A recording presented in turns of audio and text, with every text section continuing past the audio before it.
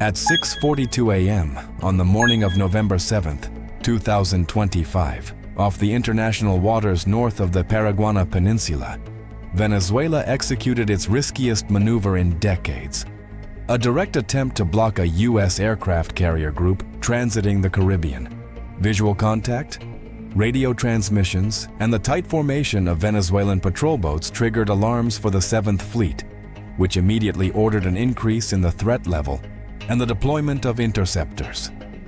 From that moment on, the Caribbean turned into a board of naval tension. Exactly at 6:42 on November 7, 2025, 3 Guaycamacuto-class patrol boats and 2 Su-30 Mk-2 aircraft of the Bolivarian Military Aviation attempted to restrict the passage of the USS George Washington CVN-73 carrier strike group, accompanied by the guided missile cruiser USS Leyte Gulf, CG-55, and 2 Arleigh Burke-class destroyers. The action took place 118 nautical miles off the Venezuelan coast, fully within their exclusive economic zone. According to initial reports, the Venezuelan maneuver included radio warnings on an open frequency, a close escort less than 3,000 meters from the flagship, and coastal interdiction movements. The contact lasted 38 minutes, during which Seahawk helicopters were deployed for defensive cover, and 2 FA-18 jets launched from the deck of the George Washington. At 7:21, the Venezuelan patrol boats broke formation and returned to the port of La Guaira, while the U.S. group resumed its course toward the eastern Caribbean. Firstly, the tactical sequence reveals coordinated planning from Venezuela's Coastal Defense Command, with at least 84 military personnel involved, including patrol boat crews and coastal radar teams. The apparent intention: to demonstrate presence and challenge U.S. naval transit routes, claiming sovereignty over a sole-use maritime corridor, a claim not recognized by the international community. Secondly, the response of the carrier group was immediate and methodical. At 6:45, red interdiction alert was ordered. At 6:47, SH-60R Seahawk helicopters launched from the Leyte Gulf for visual observation and loudspeaker warning. At 6:52, FA-18SS began Combat Air Patrol CAP over the contact area. Neither side opened fire, but the proximity between units was minimal, 1.8 nautical miles according to radar logs. Furthermore, warning transmissions were recorded in both English and Spanish. At 6:50, a Venezuelan officer communicated, "Foreign vessel, you are in jurisdictional waters. You must alter your course immediately." The George Washington's reply was short and dry. "We are navigating in international waters, in accordance with international maritime law." The U.S. destroyers then adopted a defensive diamond formation, positioning themselves between the patrol boats and the aircraft carrier. The Venezuelan aircraft made 2 low-altitude passes, but there was no flare deployment or attack maneuvers. Consequently, the tension did not escalate into an open confrontation, but the episode marked an inflection point in the Caribbean. What seemed like a symbolic warning transformed into a real-time test of power. The Caribbean Containment Protocol, following the naval incident recorded at 6:42, the Pentagon activated what it called Caribbean Containment Protocol. 12B, a procedure reserved for incidents of hostile contact without direct fire. Exactly at 7:40 Washington time, Southern Command notified the Secretary of Defense of the Venezuelan maneuver, characterizing it as a coastal interdiction action with escalation potential. In a matter of minutes, the USS George Washington Carrier Strike Group adjusted its course 17 nautical miles to the northeast, increasing speed to 28 knots and deploying MQ-9BC Guardian reconnaissance drones to maintain constant observation over the Venezuelan coastline. Meanwhile, coastal radars in Puerto Cabello and Paraguana remained active throughout the morning, transmitting intermittent signals. Naval intelligence sources, according to internal communication reports leaked hours later, indicated that the Bolivarian National Armed Force had raised its alert level to Operational Defense Level 3, which entailed the mobilization of additional air units at Libertador Air Base and the activation of S-125 Pechora anti-aircraft systems. In parallel, aboard the George Washington, the commander of the strike group, Rear Admiral Joseph E. Dwyer, ordered the expansion of the security perimeter to 50 nautical miles. 4 Arleigh Burke-class destroyers, the Mahan, Gravely, Winston S. Churchill, and Cole, positioned themselves in a fan formation, covering the flanks and rear of the aircraft carrier. In the air, a squadron of FA-18F Super Hornets maintained constant rotation for 90 minutes, with in-flight refueling provided by a KC-135R coming from the Curaçao base. At 8:32, intelligence operators confirmed the definitive withdrawal of the Venezuelan patrol boats toward the Gulf of Trieste. However, 3 attempts at electronic interference were recorded, originating from ground stations near Punto Fijo. The electronic warfare systems of the Leyte Gulf neutralized the signals using passive countermeasures and frequency hopping.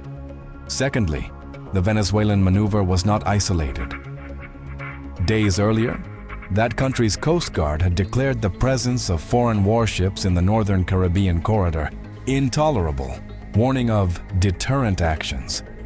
However, the magnitude of the U.S. deployment, with over 5,600 personnel, 70 aircraft, and precision weaponry, made the power imbalance clear. Furthermore, sources in Washington indicated that the Venezuelan action was interpreted as a test of rules of engagement, possibly intended to gauge the 7th Fleet's reaction. No shots were fired, but the radio exchange and the proximity of units amounted to a high-level warning. In summary, the day of November 7th showed not only a symbolic interdiction, but a confrontation of wills. Venezuela attempted to mark territory in a space where international maritime law offers it no margin. The epilogue: a calculated repositioning. Exactly at 9:10 in the morning, the USS George Washington Carrier Strike Group executed a 63-degree course change to the northeast, gradually moving away from the Venezuelan coastal corridor. It was a maneuver planned with millimeter precision. The order, transmitted via a secure channel from the Southern Command Operations Center, indicated preventive repositioning to maintain space control and avoid direct provocation. For the next 45 minutes, the aircraft carrier and its escort maintained a cruising speed of 27 knots, while the destroyer's Aegis systems continued in extended surveillance mode. MH-60R Seahawk helicopters conducted low-level flights over the outer perimeter, confirming the absence of hostile vessels. In parallel, EP-3E Ares, 2 electronic reconnaissance aircraft captured irregular radio traffic originating from the Falcon coast and a Venezuelan naval station located in La Orchila. At 10:22, a Venezuelan K-8W Karakorum aircraft momentarily crossed the visual interdiction line, remaining within the naval group's radar for 18 seconds. Immediately, 2 FA-18F fighters from the VFA-103 Jolly Roger squadron approached to intercept. The Venezuelan aircraft turned away without emitting a response signal, returning to national airspace. It was the closest contact of the day, a fraction of a minute that kept the operators in the George Washington's CIC, the Combat Information Center, on maximum alert. Simultaneously, the Pentagon suspended all scheduled press conferences. The Deputy Department of Defense spokesperson limited their statement to one phrase: Southern Command is maintaining routine operations in compliance with international maritime law. However, the chain of internal communications between Washington, Miami, and Norfolk reflected another reality. Tension had reached sustained yellow alert levels. In Caracas, the Ministry of Defense labeled the U.S. maneuvers as imperial provocation, announcing the deployment of 2 Mariscal Sucre-class frigates and the activation of the Bastion P coastal defense system, armed with Russian-made Yakont anti-ship missiles. Even so, satellite images obtained 12 hours later showed those units anchored without operational movement. while the rest of the fleet remained in port due to lack of fuel and maintenance. The contrast was evident. On one side, a U.S. strike group with precision logistics. On the other, a reduced national navy with limited capacity. Naval analysts agreed that the attempted blockade was nothing more than a symbolic action aimed at generating internal political impact. By late afternoon, the George Washington's air operations were reduced to surveillance patrols and liaison flights. Tension levels began to drop, but the strategic lesson was already written. Control of the Caribbean remained in the hands of the power that could sustain it. At 1845 local time, the carrier group reached a regrouping point, 210 nautical miles from the island of Grenada. Weather conditions were optimal and the sea was calm. On deck, the operational rhythm returned to normal as the crew awaited new orders. At that precise moment, the second phase of the operation began. A covert reorganization of the deployment that would give way to a new message of power and deterrence, which would mark the outcome of this day.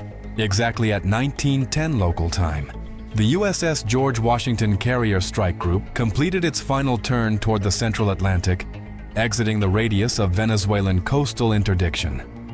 Communications remained encrypted under Echo Sierra 5 protocol, and combat aircraft gradually returned to the deck after more than 9 hours of continuous deployment.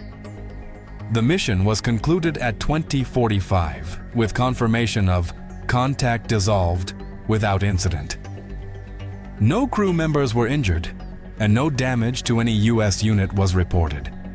Minutes later, a mission closeout report was issued from the Curaçao Air Base, confirming the integrity of the naval group. Radar logs showed the complete pullback of the Venezuelan patrol boats and the partial deactivation of coastal radars. It was the end of a tense day, executed with tactical precision and absolute control of the maritime space. In the Pentagon, the information was sealed. There was no press conference, no images, and no additional statements. Internal reports were classified as Level 4 restricted access, available only to the Joint Chiefs of Staff. Sources close to the Department of Defense described the U.S. response as proportional, disciplined, and completely effective. Meanwhile, the White House opted for silence. No spokesperson mentioned the incident, reinforcing the policy of non-provocation, which in practice underscored the U.S. capacity for response without the need for public display. The operation was internally considered a total success. The carrier group maintained freedom of navigation, guaranteed the security of commercial routes, and avoided any military escalation. The message was clear and resounding. The United States retains control of the regional maritime space and the capacity for immediate reaction to any attempt at challenge. Fleet morale remained high, and the USS George Washington continued its route toward the North Atlantic to integrate into joint exercises with NATO allies. The day ended without shots fired, but with a strategic lesson. In the Caribbean seas, deterrence does not depend on words, but on demonstrated capability. Venezuela crossed a line it shouldn't have crossed, and what followed was the silent reminder of the planet's most experienced naval power. What do you think about this operation and its consequences? Was it a necessary maneuver or a calculated message? Leave it in the comments and let's analyze together how every move on the map can redefine the balance of power in the hemisphere.